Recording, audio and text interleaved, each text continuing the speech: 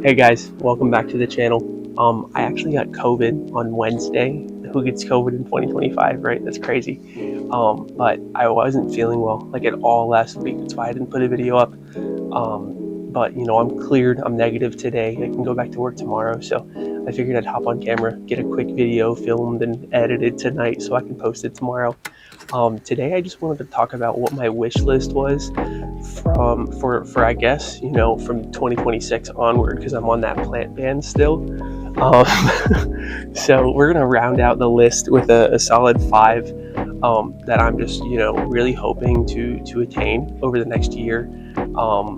Some of these are ones that I know for sure I won't be able to, and some of them I'm pretty sure I can get within the first few months.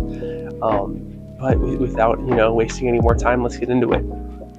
All right, so the first one on my list, and probably the most unattainable on this list, is going to be a circus peanuts or a Mike's Goliath Anthurium. I'll throw a picture up here. I can't really put an exact reason as to why this one's on my wish list. Just like anytime I see a picture of somebody else's circus peanuts, I just am very envious, and that's a trait that I need to not be. But it's a plant that I really would love to have in my collection, especially because of how big it gets. I really like the texture of the leaf. It seems pretty smooth, but also it has a lot of nice ribbing through the leaf. And that's definitely one that I would love to add to my collection. I actually won a circus peanuts crossed with a RG Dressleri F2, I think. I'll also put a picture up here. It's a one-leaf seedling. I believe it's working on its second leaf right now. It's in my little humidity bin. So hopefully that can, start to move along so it fills kind of that role in my collection until I hopefully can collect one. Next up on the list is going to be a Cunulens, and more specifically a very round, very bolate Cunulens. I have a picture, I believe, of an RA5 up here. I know Granthuriums has some 2 or 3 leaf seedlings of a RA or a PM 3x5, I think, that I might get from him. I honestly don't know. I'm on my plant ban too, so I gotta keep that in mind. But yeah, just a really round, really bolate Cunha is something that I really want to add to my collection. There's a lot of different ones where the difference in the ribbing will kind of be very different, I guess, between the different specimen, where some don't have as much a pronounced rib and it's very flat.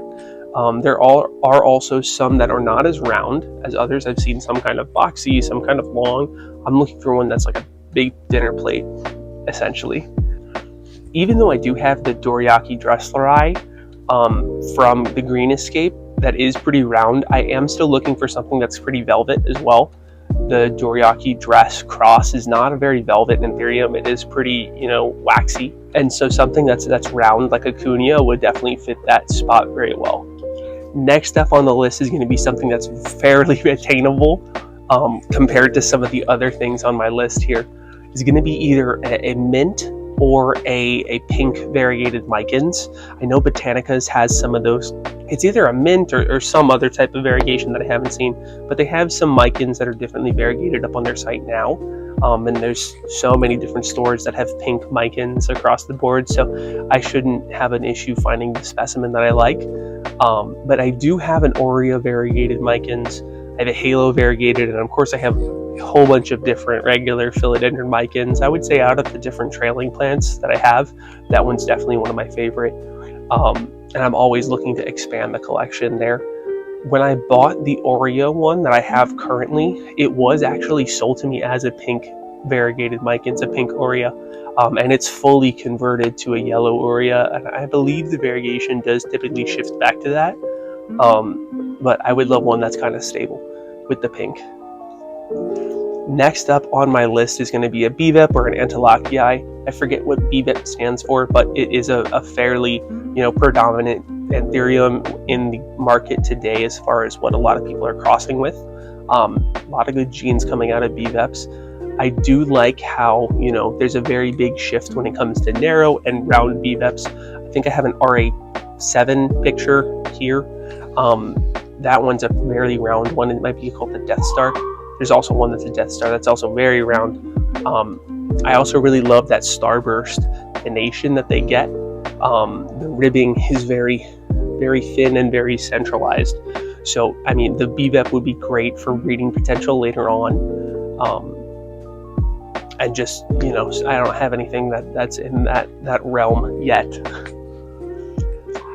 All right, last up on my list is just going to be a very dark Carla with minimal venation. And I know that's kind of everybody's wish list when it comes to Carlas. But, you know, it's just something that I may have and I don't know yet. But it's definitely something I'm going to be chasing moving forward. I do have a Carla PM2 by PM1 that I got from Understory Oasis. It's a 3 or 4 leaf seedling that's working on its next leaf. So I'm hopeful that it starts to darken soon, but I'm not expecting anything crazy at this moment. I also have I believe it's a Woohoo's First Night crossed with a Bessier Carla from Woohoo's Tropicals. That should darken up and look pretty similar to a Carla, but it's only 1/3 or 1/4 Carla. So I'm not very hopeful for many Carla features with that. I'm not sure if the market for Carlas is going to die down any soon. In the time that I've been working with Anthurium, that seems what it's been very Carla heavy, to say the least. They're very sought after.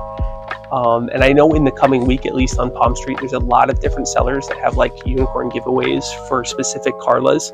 So I will be givey hunting for those. That's what I call when I'm just sitting on Palm Street and waiting for the giveaways. I'm givey hunting. That's how I got the Circus Peanuts dress, actually. So, you know, yeah, that rounds out my wish list for 2026. As you can see, it's very Anthurium heavy. There's not many philodendron that I kind of have my eye on these days. You know, if I had to throw up some really unattainable specimen, it would be either like a Bulbasaur variegated Monstera or like a tattooed Monstera with really bullate leaves. I don't know if I have a picture of that one from IAS last year, but if I do, I'll throw it up. If not, I'll throw up another picture. I mean, I've seen variegated Spirit of Sancti and variegated Patricia's kind of in Instagram videos. Of course, I would love one of those. Do I think that's attainable? I feel like that's more in the I might never get one of those at some point. Who knows? Maybe with tissue culture advancements, there may be some movement there. I feel like, you know, I'm pretty solid. I'm pretty set when it comes to the philodendron. Most of my collection has been really gearing more towards Anthuriums in the past, and I feel like I don't think there's going to be a shift anytime soon. I'm really hooked on those Anthuriums. So yeah, that's it. Thank you guys for watching the video. I really appreciate it. That's been my wish list for 2026. I'm sure I'll have a video later on down the road about whether, you know, I've collected any of these specimens or not. So keep an eye out for that. You know, make sure you like, comment, and subscribe. And if you've watched to this point in the video and aren't subscribed, I would really appreciate if you did, you know, hit that subscribe button. I'm always trying to grow the channel here, and I would love to show you know, a lot of the plant community what I have to offer here. So hit that subscribe button if you're not. Thanks guys, bye.